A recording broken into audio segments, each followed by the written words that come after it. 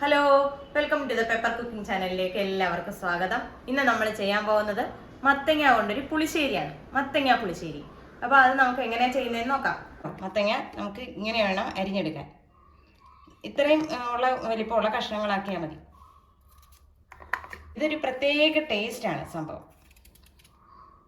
ഓരോന്ന് വയ്ക്കുമ്പോഴും ഓരോന്നിനും ഓരോരോ സ്വാദല്ലേ. അപ്പോൾ നമുക്ക് ഈ പ്രാവശ്യം എങ്ങനെയാണ് മത്തങ്ങ പുളിശ്ശേരി വയ്ക്കുന്നതെന്ന് നോക്കാം.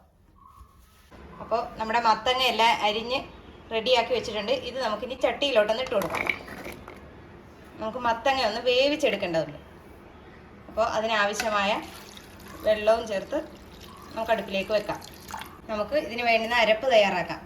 അപ്പോൾ ഒരു 2 കൈപ്പിടി തേങ്ങ എടുക്കണം. 2 കൈപ്പിടി തേങ്ങ വേണം. അതോടൊപ്പം തന്നെ മഞ്ഞൾപ്പൊടി, ഒരു 1/2 ടീസ്പൂൺ മഞ്ഞൾപ്പൊടി. പിന്നെ നമുക്ക് വേണ്ടത് ഒരു 1/4 ടീസ്പൂൺ നല്ല ജീരകം, 2 അല്ലി വെളുത്തുള്ളി. ഈ അരപ്പിലേക്ക് നമ്മൾ വെള്ളമല്ല ചേർക്കുന്നത്, തൈരാണ്. തൈര് നമ്മൾ ചേർത്ത് കൊടുക്കണം. നമുക്ക് എന്തോരമാണോ വേണ്ടത് അതിനനുസരിച്ച് നമ്മൾ തൈര് ചേർത്ത് കൊടുക്കണം. തൈരിലാണ് നമ്മൾ തേങ്ങ അരച്ചെടുക്കുന്നത്. അപ്പോൾ അരച്ചിട്ട് കാണാം. നമ്മുടെ മത്തങ്ങ തിളച്ചിട്ടുണ്ട്. അപ്പം നമുക്കിതിലേക്ക് ഉപ്പ് ചേർത്ത് കൊടുക്കാം. ഉപ്പൊക്കെ അവരവരുടെ ആവശ്യത്തിന് ചേർത്തോണം. അതിനളവ് പറയാനൊക്കത്തില്ല. നമ്മുടെ കഷ്ണം എങ്ങനെയാണോ അതിനനുസരിച്ച്. പിന്നെ നമ്മൾ തൈര് ചേർക്കുന്നതുകൊണ്ട് പുളിയുള്ളതാണെങ്കിൽ ഉപ്പിച്ചിരി മുന്നിട്ട് നിൽക്കുന്നത് നല്ലതായിരിക്കും. ഓരോരുത്തരുടെ ടേസ്റ്റിനെ ഡിപ്പെൻഡ് ചെയ്തിരിക്കും ഇങ്ങനെയുള്ള കാര്യങ്ങളൊക്കെ. അപ്പോൾ അതേ നമ്മുടെ മത്തങ്ങ വെന്ത് നമുക്കൊന്ന് നോക്കാം. മത്തങ്ങ അത് വെന്ത് വന്നിട്ടുണ്ട്. ഇങ്ങനെ കുത്തി നോക്കാൻ അറിയാം, നന്നായിട്ട് പൊടിഞ്ഞിട്ടുണ്ട്. അപ്പോൾ നമുക്ക് ഇതിലേക്ക് ഇനി അരപ്പ് ചേർത്ത് കൊടുക്കാം. അപ്പോൾ അരയ്ക്കുന്നത് നമ്മൾ പച്ചവെള്ളത്തിലല്ല, തൈര് ചേർത്താണ് നമ്മൾ അരച്ചിരിക്കുന്നത്. അപ്പോൾ നമുക്ക് അരപ്പ് ഈ മത്തങ്ങയിലേക്ക് ചേർത്ത് കൊടുക്കാം. അതേ മത്തങ്ങയിലേക്ക് നമ്മൾ അരപ്പ് ചേർത്ത് കൊടുത്തിട്ടുണ്ട്. നമുക്കിതൊന്ന് കൈവിടാതെ ഇളക്കിയെടുക്കണം. അതായത് ഇത് തിളയ്ക്കാൻ പാടില്ല, നന്നായിട്ടൊന്ന് ചൂടാകുകയേ ചെയ്യാവുള്ളൂ. ഇതിൻ്റെ മുകളിൽ നന്നായിട്ടൊന്ന് ആവി വരണം, അത്രയും മതി. നമ്മുടെ പൈനാപ്പിൾ പുളിശ്ശേരി പോലെയോ ഏത്തപ്പഴം പുളിശ്ശേരി പോലെയോ അല്ല, അതിൽ നിന്നൊക്കെ വ്യത്യസ്തമാണ് നമ്മുടെ ഈ മത്തങ്ങ പുളിശ്ശേരി. അപ്പോൾ ഇതൊന്ന് ട്രൈ ചെയ്ത് നോക്കണം. ഇത് പുളിശ്ശേരി മറ്റേ പുളിശ്ശേരി ഇരിക്കുന്ന കണക്ക് തന്നെയാണ്. ഇരിക്കുമ്പോഴാണല്ലോ ഇതിനൊക്കെ ടേസ്റ്റ് കൂടുന്നത് എന്ന് പറഞ്ഞ കണക്ക് തന്നെയാണ് ഇതും. അപ്പോൾ ഒരു വട്ടമെങ്കിലും നിങ്ങളിതൊന്ന് ഉണ്ടാക്കി നോക്കണം.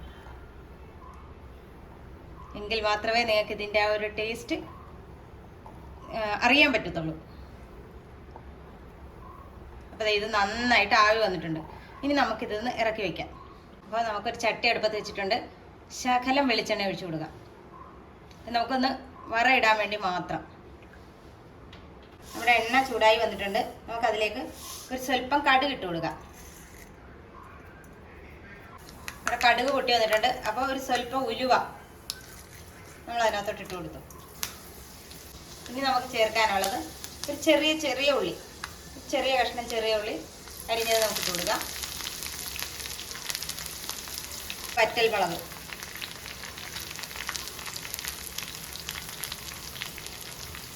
അതുപോലെ തന്നെ നമ്മുടെ കറിവേപ്പില. നിങ്ങൾക്ക് ഇഷ്ടമാണെങ്കിൽ ഒരു ശകല മുളക് പൊടി, ഒരു ലേശം മാത്രം.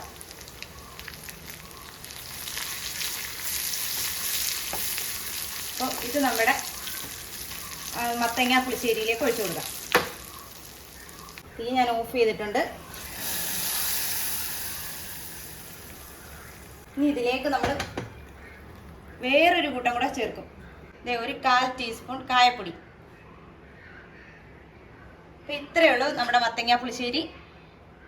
അപ്പോൾ ഇതെല്ലാവരും ഒന്ന് ചെയ്തു നോക്കണം. വീഡിയോ ഇഷ്ടമായാൽ ലൈക്ക് ചെയ്യണം, ഷെയർ ചെയ്യണം, കമൻറ്റ് ചെയ്യണം, ഒപ്പം സബ്സ്ക്രൈബ് ചെയ്യണം. നല്ലൊരു വീഡിയോ ആയിട്ട് കാണുന്നവരെ ടാറ്റാ, ബൈ ബൈ.